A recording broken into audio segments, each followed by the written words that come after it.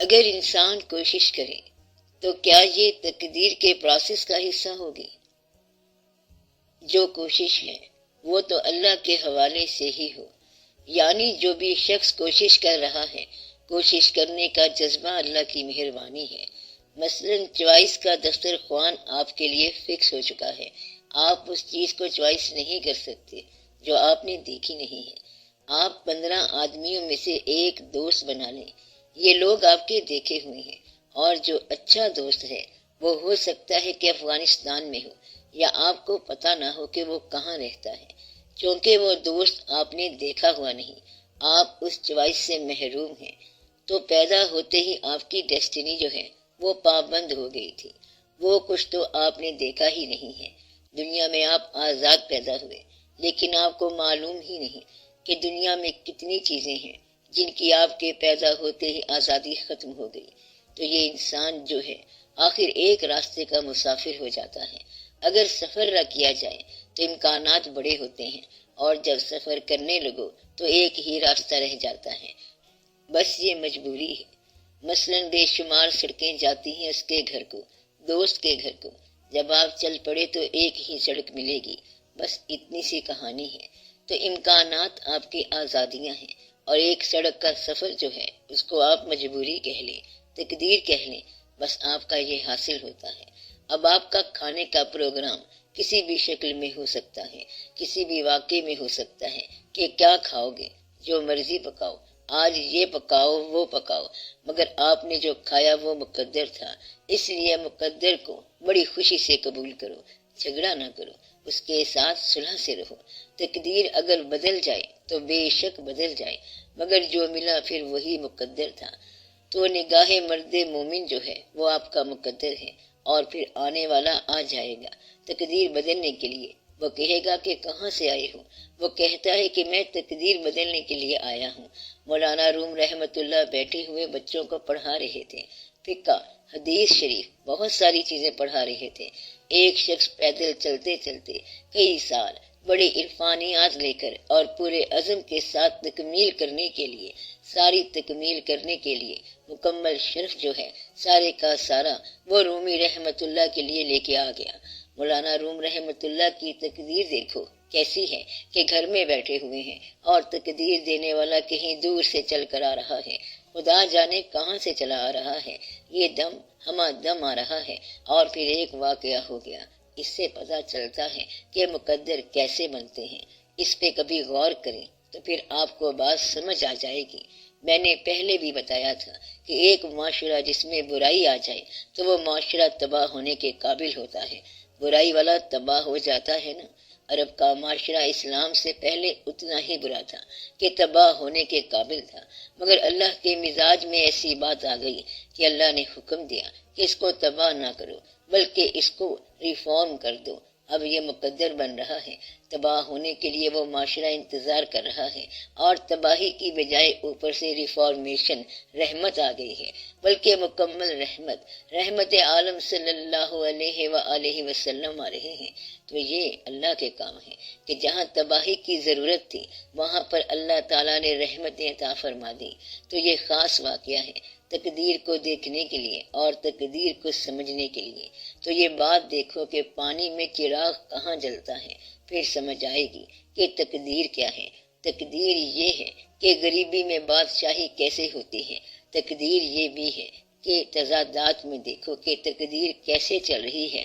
جہاں سارے دکھی ہیں وہاں ایک آدمی خوش ہے۔ دوسرا آدمی پوچھتا ہے کہ تمہیں کیا خوشی ہے، تم بھی تو غریب ہو۔ کہتا ہے ہمارا مزاج ہی اور ہے، بس اللہ تعالیٰ کی مہربانی ہے۔ تو یہاں آ کے بات سمجھ آتی ہے کہ تقدیر بدلنے والا دور سے چل کر آتا ہے اور خود بخود ہی آتا ہے۔ لہٰذا آپ اپنے مقدر پر پورا بھروسہ کریں۔ اللہ تعالیٰ کوئی نہ کوئی سبب بنا لے گا۔ کبھی آپ کے ہاتھوں سے نیکی سرزد ہو جائے گی، کبھی کوئی اور بنانے والا آ جائے گا، اور کبھی اتفاق سے نتیجہ ٹھیک ہو جائے گا۔ اس لیے آپ اپنی اچھی تقدیر کا انتظار کیا کریں۔ کہتے یہ ہیں اور صحیح کہتے ہیں کہ جس شخص کا انتظار اچھا ہو گیا اس کا مستقبل اچھا ہو گیا۔ مستقبل کیا ہے؟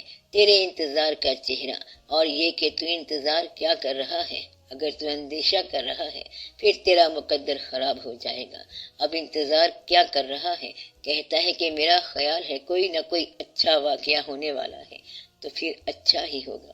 تو جس کا انتظار اچھا ہوگا اس کا مستقبل اچھا ہوگا۔ آپ اپنے انتظار کا چہرہ دیکھا کرو۔ برا انتظار جو ہے یہ برا مستقبل ہے۔ اگر آپ اور کچھ نہیں کر سکتے تو انتظار تو اچھا کر سکتے ہیں نا، یعنی حسن انتظار۔ حسن انتظار جو ہے یہ آنے والے وقت کی اچھی خبر ہے۔ ہائے مجبوری میری تقدیر کی، ہر قدم پابند ہے تحریر کی۔ تو تقدیر ہی پابند ہوئی پڑی ہے، پتہ نہیں کہ اب کیا کرنا ہے یا اللہ۔ تو تقدیر پہلے لکھی پڑی ہے۔ آپ بات سمجھے ہیں؟ اس کو سمجھنے کا ایک اور نسخہ یہ ہے کہ اگر تقدیر بدل جائے تو حاصل بھی ہے تقدیر۔ آغاز کی پیشانی پہ انجام رقم ہے۔ تو جو فائنل بات تھی وہ تقدیر تھی اور یہ پہلے سے لکھی ہوئی تھی۔ تو جو شروع سے لکھی ہوئی تھی وہی تقدیر تھی۔ تو پہلے تقدیر میں لکھا ہوگا اور بعد میں بات شروع ہوگی۔ واقعات ہوں گے، حالات ہوں گے اور تقدیریں بنتی جائیں گی، اور یہ سارا واقعہ جو ہے وہ پہلے قدم کی وجہ سے ہے۔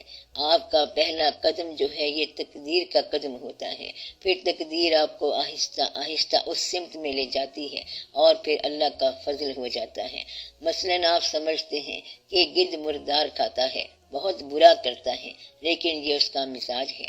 اب اس سے آپ کو کیا بات سمجھ آئی کہ بغیر جرم کے گدھ کو مردار دیا جا رہا ہے؟ اسے مردار کا پتہ ہی نہیں کہ وہ مردار کھا رہا ہے، بلکہ وہ سمجھتا ہے کہ خوراک کھا رہا ہے۔ اب کیا بات سمجھ آئی؟ اس کی تخلیق میں یہ رکھ دیا گیا ہے کہ یہ کیا کھائے گا۔ اب یہ غور کرنا کہ شاہین کی تخلیق میں رکھ دیا گیا کہ اگر وہ مرے گا تب بھی زمین پر نہیں آئے گا۔ گدھ کی تخلیق میں وہ چیز رکھ دی گئی ہے کہ جو چیز اس کے اندر ہے، اور شیر کی تخلیق میں کچھ اور رکھ دیا گیا ہے۔ اسی طرح انسان کی تخلیق میں یہ رکھ دیا گیا، اس کے مزاج کی شکل بنا دی گئی اور پھر وہ اس شکل کے مطابق عمل کرتا جائے گا۔ کیا کہا؟ انسان اپنے مزاج کے مطابق عمل کرتا جائے گا۔ آپ صلی اللہ علیہ وآلہ وسلم کہہ دیجئے کہ ہر چیز عمل کرے گی اپنی شکل کے مطابق، اور شکل مزاج کی ہے۔ بس جس کو حسن پرست بنا دیا اسے چھوڑ دو، کیونکہ وہ مکان نہیں بنائے گا اور وہ سفر کر کے جا کے دیکھے گا کہ اس علاقے میں جو انسان رہتے ہیں وہ اچھے لوگ ہوتے ہیں، آؤ ان کو دیکھا جائے، یعنی کہ وہ مزاج کے مطابق عمل کرے گا۔ آپ بات سمجھ رہے ہیں کہ وہ مزاج کے مطابق چلے گا، اور یہ جو مزاج ہے یہ آپ کا مقدر ہے، اس سے آپ بچ نہیں سکتے۔ سوزے دل پر وانائے مغز رانائے دہند، اور جو مغز ہے وہ مغز ہے، وہ شہد بنائے گا، اور پروانہ جو ہے وہ شہد سے بھی آگے نکل گیا، یہ کہاں چلا گیا؟ یہ جل گیا۔ اپنے اپنے مزاج کے اندر یہ واقعات جو ہیں یہی تقدیریں ہیں اور یہی مقدر ہیں اور یہی مقدر سازیاں ہیں۔ اللہ تعالیٰ نے جیسے رکھا ہوا ہے اس کو قبول کر لیا جائے۔ ہر انسان کے اندر کوئی نہ کوئی چیز موجود ہے۔ آپ گانے کی کتنی ہی کوشش کریں، سارے انترے ماترے آپ کو آتے ہوں گے، مگر آپ کو وہ گلا نہیں ملے گا جیسے گانے والا گلا ہوتا ہے۔ آپ جو مرضی کر لیں مگر اس کا گلا بہت اچھا ہوگا۔ کئی لوگوں نے شعر کہنے کے لیے بڑی کوشش کی مگر شعر نہیں کہہ سکے، اور جتنے لوگ شعر کو جج کرنے والے ہیں وہ سارے شعر نہیں کہہ سکتے، حالانکہ وہ پوری طرح شعر کو جج کرتے ہیں۔ اسی طرح کچھ لوگ اسٹیج پر جا کر گھبرا جاتے ہیں کہ صاحبان مہربان قدردان، اور بس آگے وہ نہیں بول سکتے۔ ایسا ہوتا ہے کہ نہیں ہوتا؟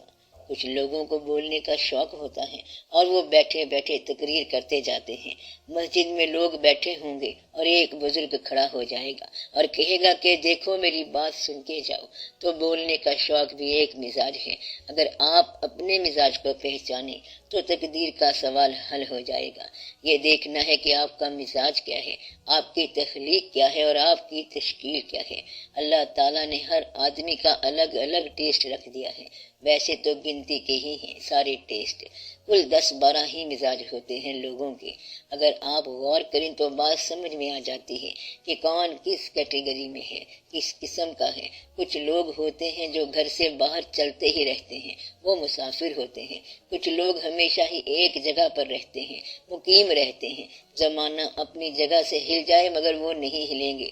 کچھ لوگ ہوتے ہیں جو ہمیشہ فکر ورک کرتے رہتے ہیں، کاؤنٹ کرتے رہتے ہیں، گنتے رہتے ہیں۔ کچھ لوگ لکھتے رہتے ہیں، کچھ لوگ پڑھتے رہتے ہیں، کچھ لوگ ہمیشہ بولتے رہتے ہیں۔ کچھ لوگ ایسے ہوتے ہیں کہ انہیں اللہ نے جس کام میں لگا دیا وہ لگے رہتے ہیں۔